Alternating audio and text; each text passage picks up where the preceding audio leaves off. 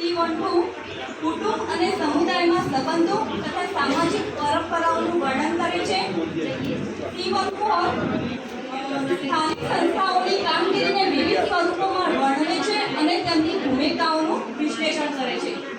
એમાં અમારે કુટુંબના સભ્યો અને તેમની સાથેના જે સંબંધો છે એ બાળકોને આપણે કેવી રીતે શીખવી શકીએ એની માહિતી આપણે આપવાની છે। બાળક નાનપણથી જો ઘરેથી જ આવતું હોય છે એટલે મમ્મી પપ્પા દાદા દાદી કાકા કાકી માતા માસી વિશે તો જાણતું જ હોય છે, સંબંધોથી પરિચિત હોય છે, પણ થોડુંક આપણે ત્રીજા ધોરણમાં આવે છે એટલે પુનરાવર્તન આપણે કરાવીને સંબંધોની વાક્ય છે કે આપણે જો કે હું તો અને ત્યાં સુધી મારા લોકો ગેમ વધારે રમાડું છું ને એ દ્વારા જ બાળકોને શીખવું છું, એટલે અહીંયા સંબંધ જોડો એની માહિતી આપણે બાળકોને દાદા દાદી કાકા કાકી માતા માસી વગેરેના કાર્ડ બનાવી બાળકો પોતે એની યોગ્ય જોડી બનાવી કાર્ડ ગોઠવી દેવાના છે અને બાળકોને એની જોડી બનાવવાનું કહેવાનું છે।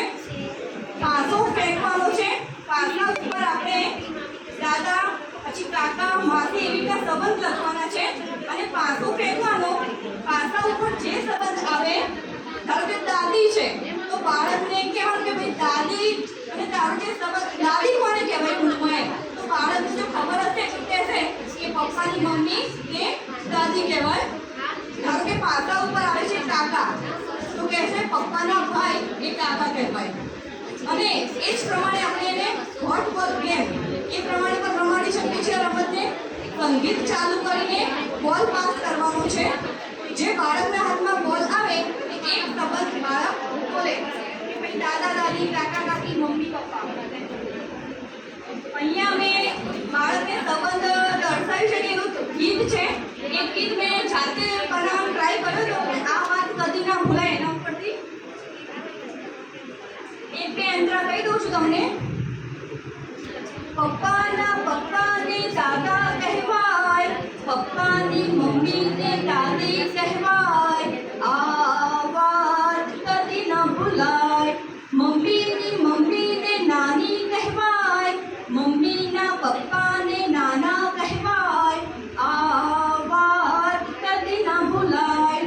પપ્પાની બહેનને ફોઈ કહેવાય, ફોઈના પતિને ફુવા કહેવાય, આ વાત કદી ના ભૂલાય।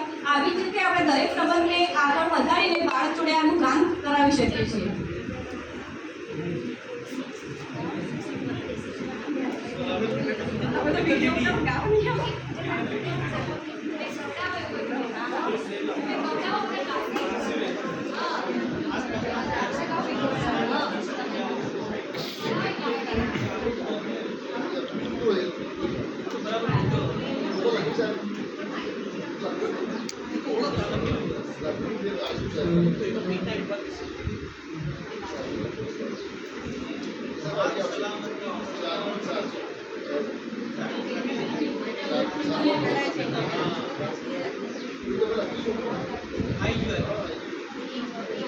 નમસ્કાર, આ એક તમારે મુદ્દો છે કુટુંબના પ્રકાર। કુટુંબ વિશે તો ધોરણ 3 ના બાળકો થોડું જાણતા જ હશે, પણ એના અંદર થોડું ડિટેલમાં શીખવવું હોય તો કુટુંબના પ્રકાર બે પ્રકાર છે, એક સંયુક્ત કુટુંબ અને એક વિભક્ત કુટુંબ। આજના આધુનિક યુગમાં બાળકોને પૂછ્યું કે તમારા ઘરમાં કેટલા સભ્યો રહે છે તો બાળકો કહેશે કે મમ્મી પપ્પા ભાઈ બહેન, કોઈના ઘરમાં છે મમ્મી પપ્પા ભાઈ બહેન દાદી દાદા કાકી કાકા। તો એના દ્વારા આપણે સમજણ આપી શકીશું કે જેના ઘરમાં દાદી દાદા કાકી કાકા એ બધા સંયુક્ત ભેગા રહે છે એમને સંયુક્ત કુટુંબ કહેવાય, અને જેના ઘરમાં મમ્મી પપ્પા અને ભાઈ બહેન 2 કે 3 સભ્યો રહે છે એમને વિભક્ત કુટુંબ કહેવાય। આજના યુગમાં ઘણી સંયુક્ત કુટુંબમાં ઘણા બધા ફાયદા છે, તો પણ એમ કે સંયુક્ત કુટુંબથી બધા વિભક્ત From Dipti Goswami